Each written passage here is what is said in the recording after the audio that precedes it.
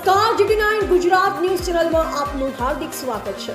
આવો જોઈએ આજના તાજા સમાચાર વાવથરાથી સંદેશ અમારો સમય તમારો।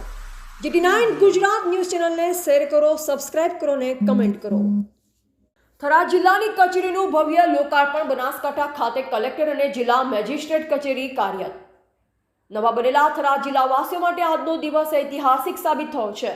નવસર્જિત થરાદ જિલ્લાના વિવિધ શાસકીય કચેરીઓનું આજે વિધિવત ઉદ્ઘાટન કરવામાં આવ્યું। બનાસ થરાદ ખાતે જિલ્લા કલેક્ટર તથા જિલ્લા મેજિસ્ટ્રેટની કચેરીનું લોકાર્પણ થતાં હવે થરાદ જિલ્લાનું પ્રશાસકીય માળખું સત્તાવાર રીતે કાર્યરત બન્યું છે। થરાદ જિલ્લા મુખ્યાલય બનાસ થરાદમાં હવે કલેક્ટર કચેરી, જિલ્લા વિકાસ અધિકારી કચેરી, જિલ્લા પંચાયત કચેરી, પોલીસ અધિક્ષક કચેરી, જિલ્લા શિક્ષણ અધિકારી કચેરી સહિતની અગત્યની શાસકીય કચેરીઓ કાર્યરત થઈ છે।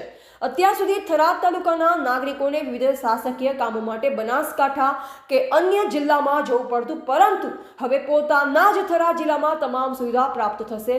ઉદ્ઘાટન પ્રસંગે અધિકારીઓએ જણાવ્યું કે નવા થરાદ જિલ્લાના આરંભથી સ્થાનિક નાગરિકોને પોતાના જિલ્લામાં ઝડપી, પારદર્શક અને સરળ શાસકીય સેવાઓ ઉપલબ્ધ થશે। સમય ખર્ચ અને મુસાફરીની બચત સાથે પ્રજાને લોકલ સ્તરે તમામ સુવિધાનો લાભ મળશે। આ પ્રસંગે સ્થાનિક નેતાઓ, સરકારી અધિકારીઓ તેમજ મોટી સંખ્યામાં જિલ્લાવાસીઓ ઉપસ્થિત રહ્યા। નવા થરાદ જિલ્લા પ્રશાસનના શુભારંભ સાથે સમગ્ર જિલ્લામાં ઉત્સાહ અને આનંદની લાગણી પ્રસરી ગઈ છે। Bureau report Ranabhai Paregi, Banaskantha. મારું નામ નંદજીભાઈ અડિયલ અને આજે 2 ઓક્ટોબર ગાંધી જયંતિના દિવસે અમારા નવનિયુક્ત વાવથરાદ જિલ્લાનું ઉદ્ઘાટન થઈ રહ્યું છે।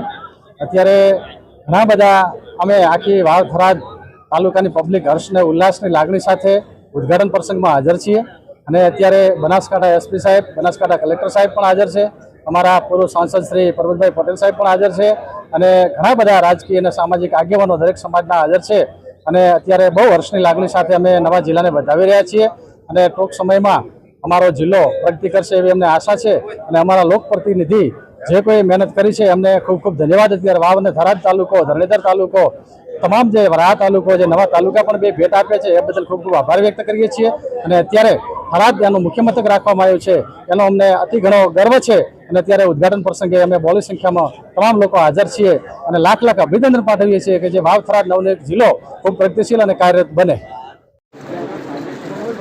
આજે વિજયાદશમીનો દિવસ અને ગાંધી જયંતિ બને છે। આ સરહદી વિસ્તારના પ્રજાજનોની સુખાકારી વધે તે માટે દેશના પ્રધાનમંત્રી મોદી સાહેબના માર્ગદર્શનમાં આપણા માન્ય મુખ્યમંત્રી શ્રી ભૂપેન્દ્રભાઈ પટેલ સાહેબે અને તેમની કેબિનેટે નવા વાવ થરાદ જિલ્લાના નિર્માણનું જાહેરનામું અને તેની શરૂઆત આજે ગાંધી જયંતિના દિવસથી વિજયાદશમીના દિવસથી નક્કી કરી। હું દેશના પ્રધાનમંત્રી મોદી સાહેબ અને માન્ય મુખ્યમંત્રી શ્રી બંનેનો હૃદયથી આ વિસ્તારના પ્રજાજનો વતી આભાર માનું છું। આજે આ કાર્યક્રમની અંદર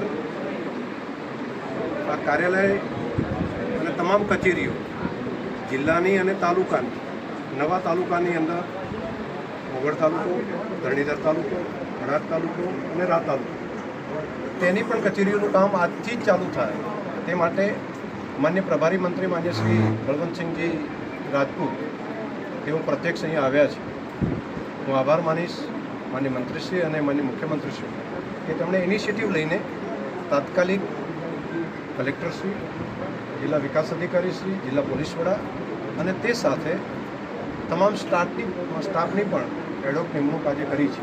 આજથી જ આ કચેરીઓની શરૂઆત થવા માટે પુનઃ આ વિસ્તારના પ્રજાજનો વતી, આ સરહદી વિસ્તારના ખમીરવંતા પ્રજાજનો વતી તેમની અપેક્ષા અને આકાંક્ષાઓ વતી હું રાજ્યના મુખ્યમંત્રીશ્રીનો હૃદયથી ખૂબ ખૂબ આભાર માનું છું। સાહેબ, ખાસ કરીને એક થરાદનું સપનું હતું અને જ્યારે આપણે ફોર્મ ભર્યું હતું કે થરાદ જીરો છે, આ થરાદ જીરો છે, આપ શું કહેશે? તે દિવસે મેં કહ્યું હતું કે આઝાદીને પત્રકાર મિત્રો કે ન થયું હતું હશે, આજે કહું છું પ્રજાની આકાંક્ષા હતી, પ્રજાની અપેક્ષાઓ હતી અને પ્રજાની અપેક્ષાઓ આજે પૂરી થઈ છે અને એ માટે હું માન્ય મુખ્યમંત્રીશ્રીનો પુનઃ આભાર માનું છું। વાવ થરાદ જિલ્લાનું નિર્માણ થયું છે, પ્રથમ લોકોને કયો પ્રાયોરિટી હશે, લોકોના કામ થશે? સૌથી પહેલું સ્ટાફ પૂરો કરવો। આ કામ 1-2 દિવસનું નથી। જે રીતે નાનું બાળક જન્મ થતું હોય છે ને એને તૈયાર થતાં થોડો ટાઈમ આપવો પડે, એ પ્રમાણે વહીવટી પ્રક્રિયા માટે પણ નવો સ્ટાફ લાવવાનો, નવા સ્ટાફનું મેકમ મંજૂર કરાવવાનું, બધું